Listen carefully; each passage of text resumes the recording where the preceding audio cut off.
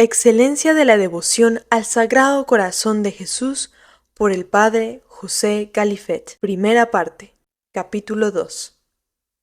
Progresos de la devoción al Sagrado Corazón de Jesús. Las obras del Padre de la Colombiere vieron la luz pública después de su muerte. El diario de su retiro fue tenido por muy hermoso y edificante, y se le hizo imprimir con los demás escritos suyos. Dios, por un rasgo de providencia, conforme a sus designios, había permitido que el Padre escribiese la revelación que se ha transcrito y que fue impresa con el diario, siendo el primer medio de que se valió para publicar tanto la revelación como el culto a su Sagrado Corazón. Poco después, valióse para el mismo fin de otro padre de la citada compañía, el padre Juan Criset, célebre por sus excelentes obras de piedad, a quien inspiró el mismo celo.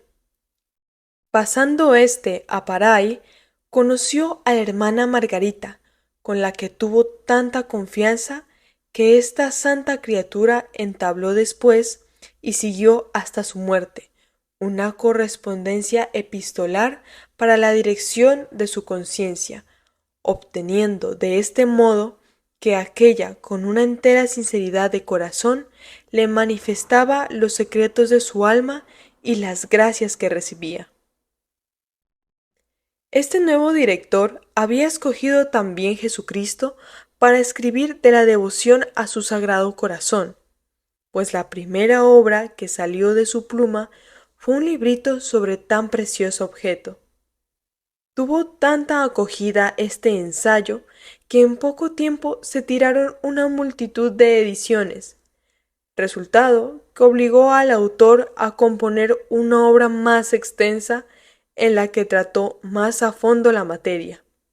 Se difundió por todas partes, se hicieron muchas reimpresiones, fue traducida en diversas lenguas, y de este modo fue conocida y se comenzó en varias provincias a poner en práctica la devoción al Sagrado Corazón de Jesús. Los primeros resultados estuvieron poco tiempo sin contradicciones. El infierno los vio con sumo pesar y se enfureció de tal modo que excitó contra la fiesta del Sagrado Corazón de Jesús las mismas disensiones que había movido con la de su adorable cuerpo. Se levantaron con grande estrépito enemigos de todas las clases. La persecución fue viva y hasta se llegó a considerar a los que deseaban establecer esta práctica como a perturbarse de la Iglesia. Todo, hasta la palabra devoción, se hizo odiosa. No se podía hablar del corazón de Jesús sin ofender a ciertos espíritus. Oh Dios, oh amable Salvador de los hombres, ¿qué tenía este sagrado nombre para que pudiese atraer tantos ultrajes? ¿Qué había en vuestro corazón, mi adorable Señor, en este objeto tan santo y sublime, que pudiera ofender el espíritu de vuestros fieles?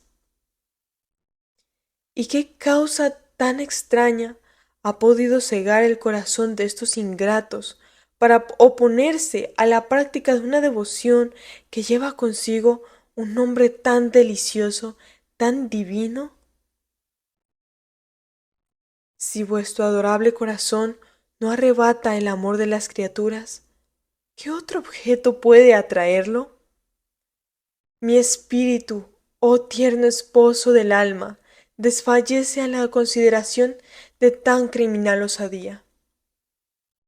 Pero, ¿qué debéis, vos Señor, a los hombres para disimularles sus desprecios? Mucho nos admira la terrible persecución que en su principio sufrió la fiesta del Sagrado Cuerpo de Jesús, pero aún sorprenderá más cuando hablándose de la fiesta de su divino corazón, se vea que ha sido vituperado con tantas injurias. Como las persecuciones que se levantaron contra la fiesta del cuerpo de Jesucristo no pudieron impedir los designios de Dios, tampoco la tempestad excitada contra su sagrado corazón podrá detener su progreso. Es cierto que solo hubo un corto número de personas piadosas, que la admitieron contentándose con la practicarla en secreto. Pero este número fue aumentándose prodigiosamente. Los que la apreciaban la daban a conocer a otros, un amigo la comunicaba a otro, un alma devota a sus compañeras, un confesor a sus penitentes. Los libros publicados producían su efecto, la verdad tomaba incremento, las preocupaciones se disipaban, los espíritus se reanimaban, de manera que en pocos años se vieron personas de todo estado y carácter abrazar la nueva devoción, encontrando en ella su consuelo. De un modo en particular se introdujo en los monasterios, y como en estos sagrados asilos es donde Jesucristo ha reunido sus más queridas almas, allá fue en donde singularmente el corazón del divino esposo se hizo el objeto de adoración y ternura de aquellas bienaventuradas criaturas. Muchos conventos no se contentaron de honrar una vez al año a este divino corazón, sino que renovaban su fiesta cada mes por medio de comuniones prescritas al efecto y por último establecieron prácticas para todos los días, destinando cierto número de religiosas para que en nombre de la comunidad tuviesen a su cargo el orden de los ejércitos. La devoción se aumentaba considerablemente de día en día. Muchos señores obispos la aprobaron en su diócesis. Se instituyeron bajo su autoridad gran número de congregaciones dedicadas al Sagrado Corazón de Jesús y a la Santa Sede se les dispensó las indulgencias comunes a las cofradías más autorizadas de la Iglesia, lo que a manera de un imán atrajo a ellas el amor y el corazón de los fieles. En aquel entonces se imprimieron varios libritos sobre la práctica de esta devoción que se difundieron por todas partes. Las imágenes del Sagrado Corazón se hicieron comunes. Se expusieron cuadros de ellas en las iglesias a veneración pública. Se le erigieron capillas y altares. Con una pompa y extraordinario concurso se hizo la fiesta de este divino corazón en todos los lugares que se le habían consagrado. Y poco después, casi no había ciudad considerable en que no se celebrase esta fiesta.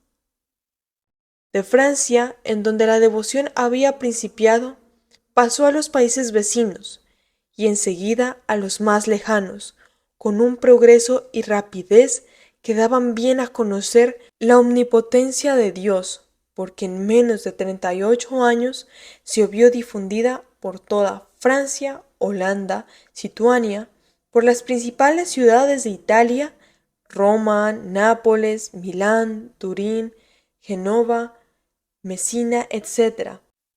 Atravesando los mares, ha penetrado hasta las extremidades del mundo, en la China, en la Persia, en las Indias, en la Siria, en el Canadá, en las islas de las Américas, de manera que entre todos estos países se cuentan ya más de 400 cofradías, erigidas en un sinnúmero de iglesias, tanto de seculares como de regulares, metropolitanas, catedrales, colegiatas, parroquiales, hospitales, capillas, congregaciones, comunidades, órdenes religiosas de todas clases, de hombres y mujeres, como se puede ver en el catálogo de las cofradías que se ha publicado.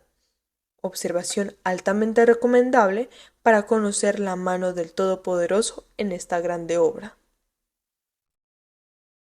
Hablando sobre el progreso de la devoción al Sagrado Corazón de Jesús, conviene no dejar en silencio un medio extraordinario que lleva consigo el carácter divino, del cual Dios se ha valido pocos años a parecer célebre de esta devoción y reanimar el celo de todos los fieles. En 1720, cuando la peste asolaba las más hermosas ciudades desde la Provenza y el horroroso cuadro que presentaban sus moradores concernaba las demás poblaciones, tomando entonces al hombre por la parte más atractiva, que es la conservación de su propia existencia y la de sus hijos. Repentinamente, inspiró a Dios a todas estas ciudades que recurrieran al Sagrado Corazón de Jesús como medio seguro para aplacar la ira del cielo. Al momento, como atraídos por una sola fuerza, se reunieron entre sí, aclamando y pronunciando con sus labios aquel dulce nombre como única áncora de salvación.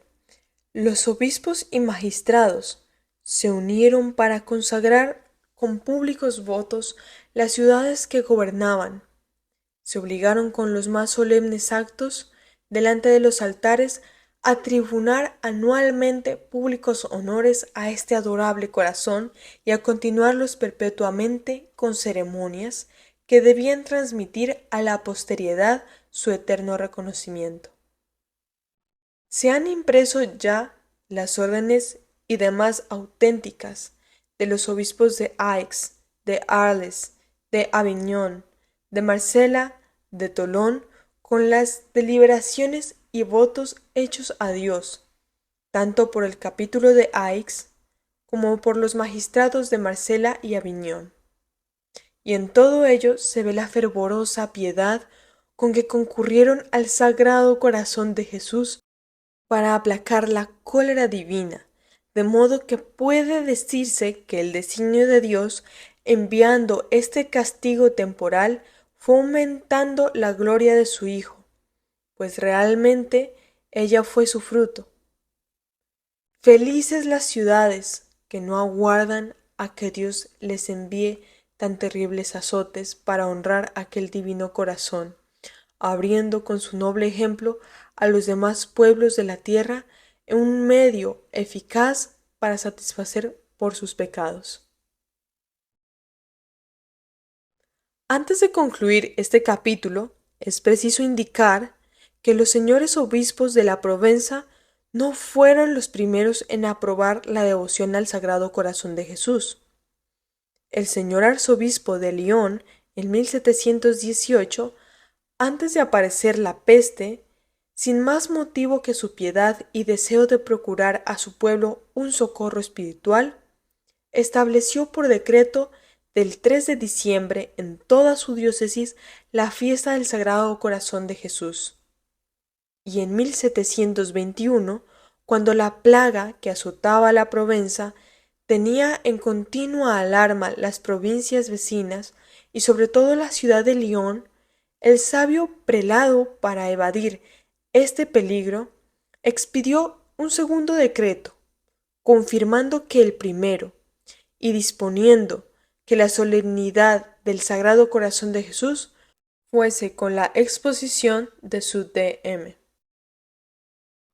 En 1692, el señor arzobispo de Besançon, Pedro de Gramont, uno de los prelados más religiosos que ha gobernado aquella diócesis, aprobó la misma devoción y a este objeto concedió 40 días de indulgencia a todos los que rezasen una oración compuesta en honor del Sagrado Corazón de Jesús e impresa con la imagen de este adorable corazón, y hasta llegó a aprobar para su diócesis una misa particular para la fiesta, la que fue insertada en el misal propio de su iglesia, distinto del romano. El señor obispo de Langres, cuya diócesis confina con la de Besançon, siguió el ejemplo de su ilustre cohermano y también aprobó aquella misa para todo su obispado. El señor obispo de Coutances, en Normandía, Francisco de Lomenier de Brienne, había anticipado a todos en 1688 la iglesia de su seminario, la cual fue dedicada a los corazones de Jesús y de María. Celebró en ella por separado con gran solemnidad su fiesta con octavas y oficios propios, y además estableció, bajo el título de los Corazones de Jesús y de María, una cofradía que el Papa Clemente ya había autorizado con una bula de indulgencias fechada del 4 de octubre de 1674, que no fue publicada sino hasta el año 1688. El mismo Papa Clemente X, en 1674, autorizó esta devoción en 6 breves otorgados a instancia del padre Eudes, famoso y santo misionero de la Normandía, a favor de las iglesias de su congregación, pudiendo instalar en ellas cofradías con el título de los Sagrados Corazones de Jesús y de María. Hacia aquel tiempo fue cuando en Francia la Orden de San Benito también comenzó a celebrar esta doble fiesta de los Sagrados Corazones de Jesús y de María, con misa y oficios propios, como consta en la nueva colección de los oficios de dicha orden, impresa en París en el año 1674 por Louis Villain. Los frailes menores del citado reino, desde entonces, con autorización del cardenal de Vendôme, legado a la Terre, comenzaron a celebrar la misa con un oficio particular, como está colocado al fin de sus oficios propios. A todas estas autoridades en favor de la devoción al Sagrado Corazón de Jesús se debe añadir en primer lugar la de todos los obispos que han permitido a las religiosas de Santa María celebrar en sus iglesias la solemnidad de este adorable corazón. Porque es cierto que casi todas las iglesias de esta orden tan ilustre como numerosa han celebrado anualmente esta fiesta. Después, la de todos los obispos que han instituido en sus diócesis cofradías dedicadas a este Sagrado Corazón. El número de prelados asciende a más de 120, como se ve por las ciudades en que se han establecido congregaciones. Y últimamente puede añadirse la autoridad de la Santa Sede, que ha honrado con sus breves indulgencias a más de 360 de estas cofradías. Considerando detenidamente el conjunto de todos los sucesos que acabamos de bosquejar, la resistencia y recios ataques que ha sufrido esta devoción, aun de parte de los más fervorosos cristianos, que no han contado para su propagación ni con los elementos ni con los socorros ordinarios que tan fácilmente han recibido las demás devociones admitidas en el catolicismo, que por estar la mayor parte ligadas a los cuerpos religiosos, encuentran en estas órdenes celosos protectores. Y considerando por último que la devoción del Sagrado Corazón de Jesús no ha sido propiamente exclusiva de un reino, diócesis o asociación particular, y sin que ningún poder temporal haya cuidado de acogerla, protegerla ni propagarla, forzosamente hemos de advertir que el designio del Señor, al disponer de esta devoción, ha sido convencer al mundo y a su posteridad que la naturaleza humana no ha intervenido en manera alguna al restablecimiento de su culto, y que el hombre por sí solo es indigno e incapaz de concebir tan alta idea. Efectivamente, Dios, de cuyo dedo está pendiente el corazón de todos los hombres, y cuya palabra sostiene el universo entero, Él solo es el origen y autor de esta maravillosa obra. A Él solo pertenece instituir, proteger y fomentar todo lo que se debe dedicar a su sagrado corazón. Por esto, nuestro buen Dios, con los rayos de su divino amor y con los atributos de su poder, ha obligado al hombre a su voluntad y ha sometido a levantar, sin que lo entienda, un edificio de culto a su sagrado y amante corazón, ya que, por medio de revelaciones a objetos débiles, como a Margarita de Alacoque, ya ha inspirado a tantos obispos, ya uniendo para este fin infinitos pueblos, opuestos entre sí en usos, costumbres, genios, rindiendo de este modo un homenaje de adoración, amor y respeto a un culto nuevo y desconocido de ellos hasta entonces.